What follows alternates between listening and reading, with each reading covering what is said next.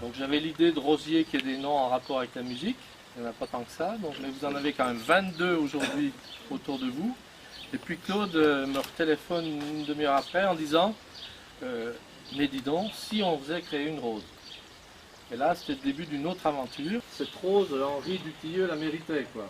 Quelque chose comme ça, monsieur Travers. Oui, oui, mais vous m'avez donné déjà des critères, donc il fallait que ça soit un peu orangé. Alors oui, en plus on était difficile. Oui. Que ça soit très solide, très résistant aux maladies.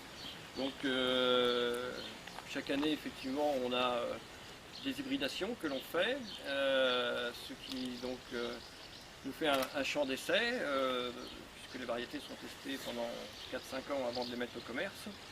Et puis j'ai vu arriver dans notre champ un expert, la personne de M. Gruet. C'est gentil. Qui connaît formidablement les roses, alors je lui ai dit choisissez. Effectivement, il a eu un œil d'un expert, et il me dit donc c'est celle-ci qu'il nous faut, alors en route pour l'aventure.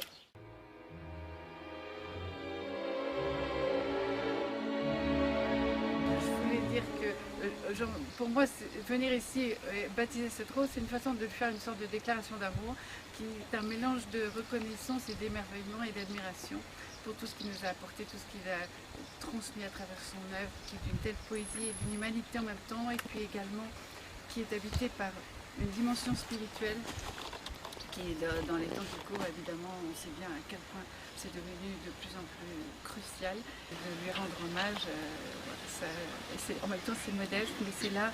C'est un geste qui vient du cœur et qui, je pense, l'aurait beaucoup touché. Voilà. Alors, cher Henri, merci pour tout ce que tu as donné. Geneviève aussi, bien sûr.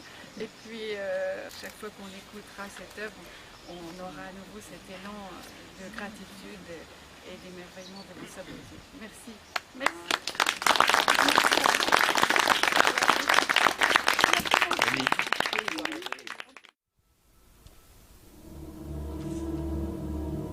Nous avons eu cette année la première résidence d'un compositeur, en l'occurrence une compositrice, et son œuvre qui a été commencée à l'abbaye de Fontevraud, ce qui me permet de remercier l'abbaye de Fontevraud qui prend le relais en attendant que cette maison, avec le partenariat, le concours des collectivités et de la communauté d'agglo de la région, du Chinonais, de remettre en état le lieu et de pouvoir accueillir dans les années suivantes les futurs lauréats de notre association.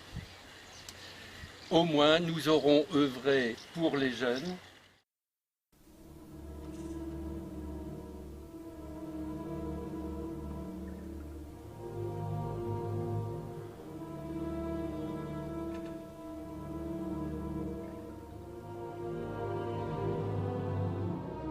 Chers amis de la musique, c'est un grand moment ce soir, un moment marqué par à la fois le bonheur, mais aussi par la générosité.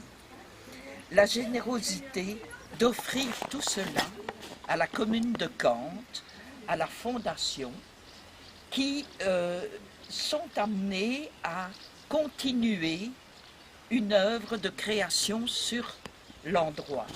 C'est aussi un moment de générosité.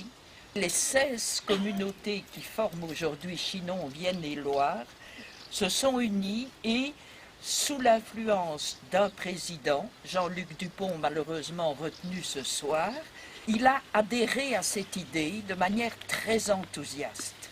La culture du coin ne peut que grandir par la mise en valeur d'une telle personnalité, par la reconnaissance de ce qu'il nous a apporté en tant qu'amateur de musique dans sa création, dans son regard nouveau, mais tous ces écrits sont dans la mémoire collective des populations, qu'il y a là un véritable humanisme, une sensibilité qui est particulière à la Touraine et que la musique véhicule à la perfection. Voilà sans doute ce qui a suscité cet enthousiasme. Nous aboutirons rapidement à mettre ces lieux en état pour accueillir de jeunes, j'espère, aussi talentueux que ne le fut Geneviève et Henri.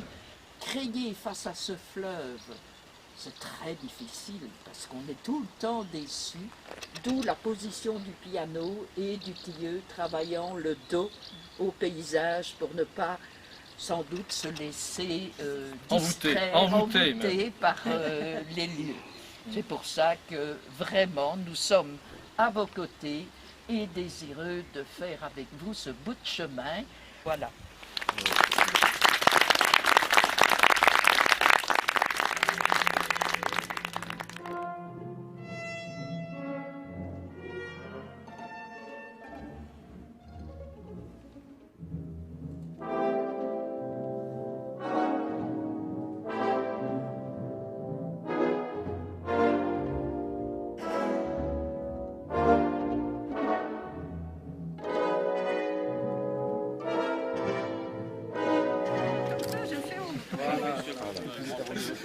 C'est pas l'arrivée du Tour de France.